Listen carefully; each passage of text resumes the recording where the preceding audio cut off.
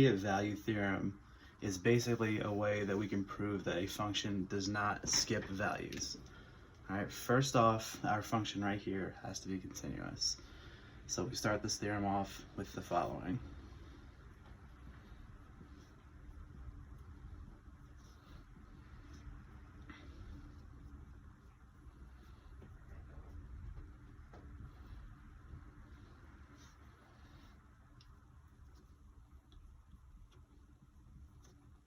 Interval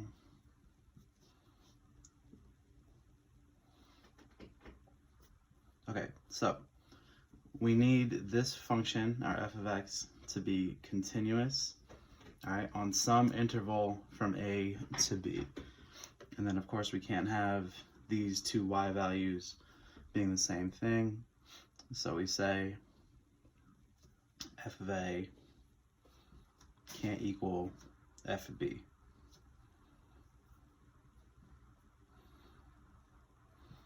Okay, so the next part of this, we say then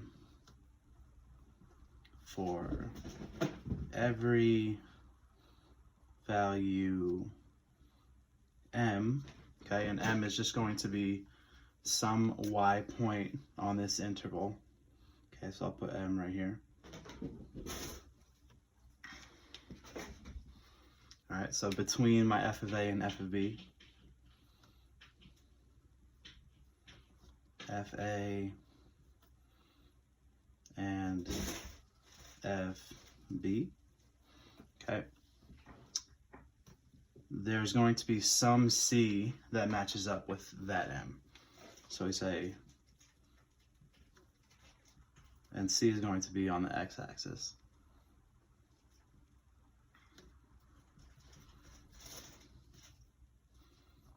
At least one, because there could be more than one.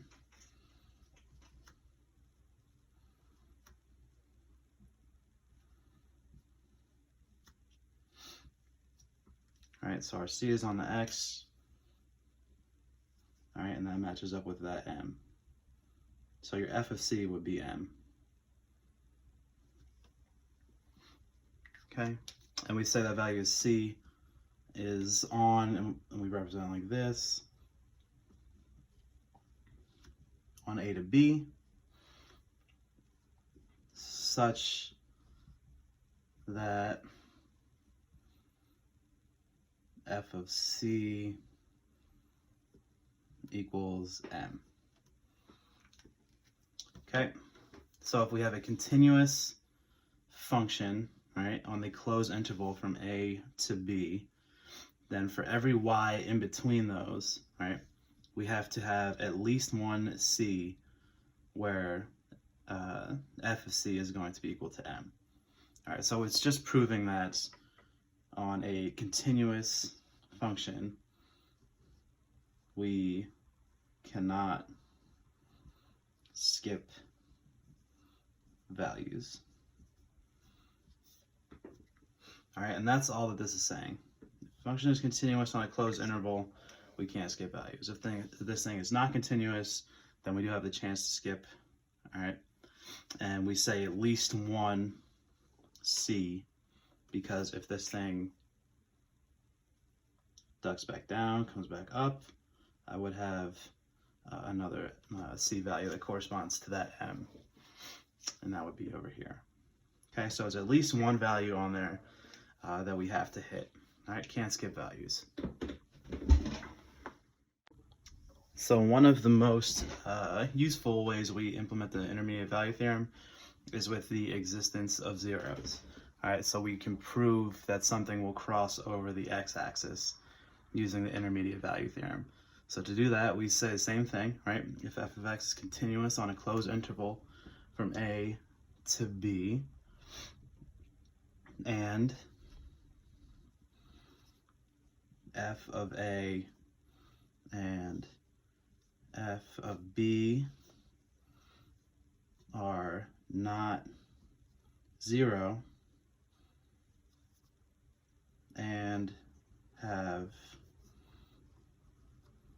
opposite signs. Okay, so for example, if this f of b was positive and f of a was negative, then your function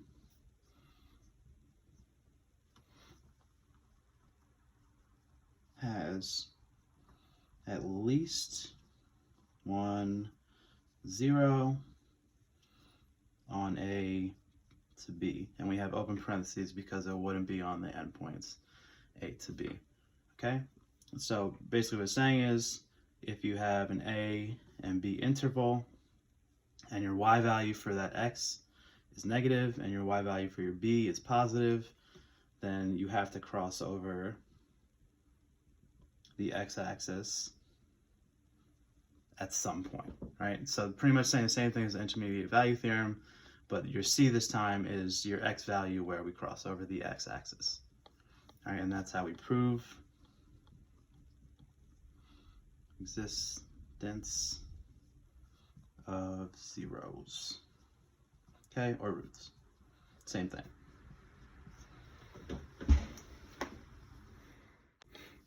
All right, let's get into a few examples.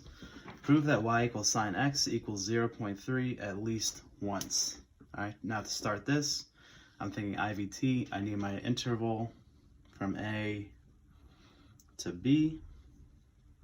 All right, and we need to prove on that interval that it is continuous. All right, well, y equals sine x, that's going to be continuous everywhere. So the continuity part of that is okay. So now we need to find an interval basically to get 0.3 in between. All right, so let me try 0 first. Okay, sine 0 is equal to 0. All right, and then another one we could try pi, but that's also going to be equal to 0. So I probably want to try pi over 2. Okay, and sine pi over 2 is equal to 1.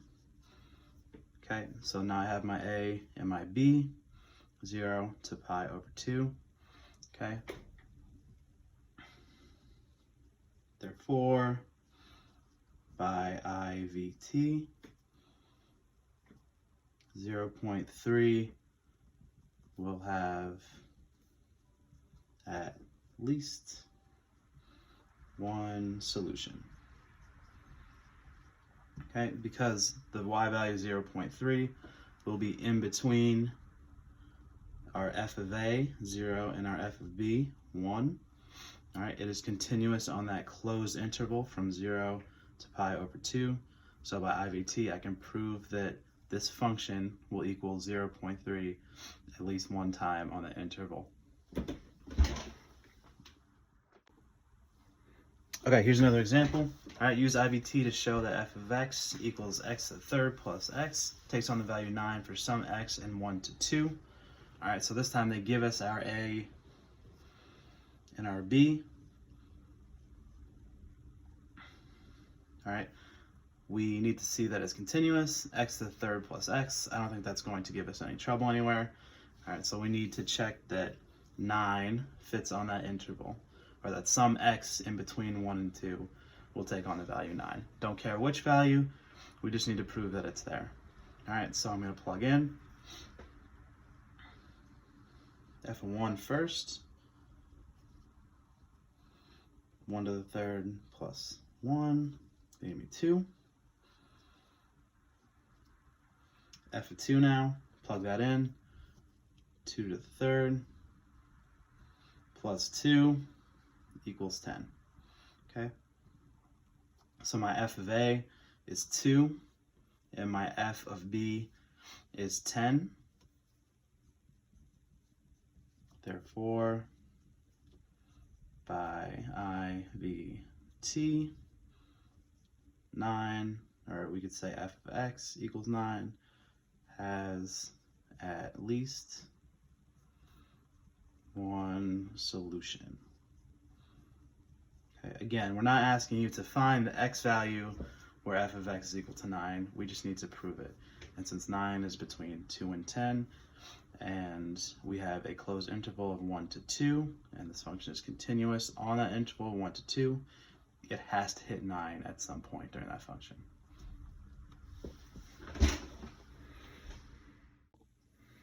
All right, third and final example here. So we're going to show that f of x equals cosine squared x minus 2 sine x over 4 has a 0 or a root in the interval from 0 to 2. Okay, I guess this should actually be close brackets. Okay, on the interval from 0 to 2. So you have your a and you have your b. We need to find, or we don't need to find the root, but we need to prove that there is a root on the interval. All right, so in this case, I'm going to plug in my f of 0, okay, cosine squared 0 minus 2 sine 0 over 4. Okay, that's going to be 1. Cosine squared 0 is 1, minus 0, so that's going to equal 1. And then we got to do the same thing for 2. And this one I'm probably just going to plug in my calculator.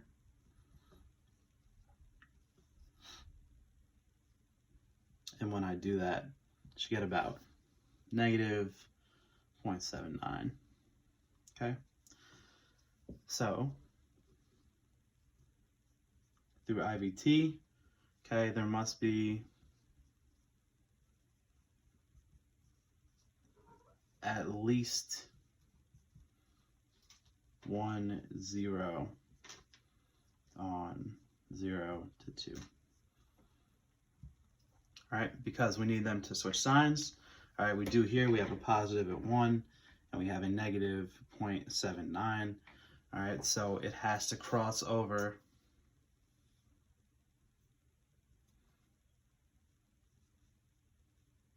it's going to cross over that x-axis somewhere. I guess this would go positive to negative, right? Going to cross over that axis somewhere on that interval from 0 to 2. Not asking to where. And there's the cat making an appearance. All right, so that's it. There has to be a 0 since we changed signs, and that function is continuous on that interval from 0 to 2.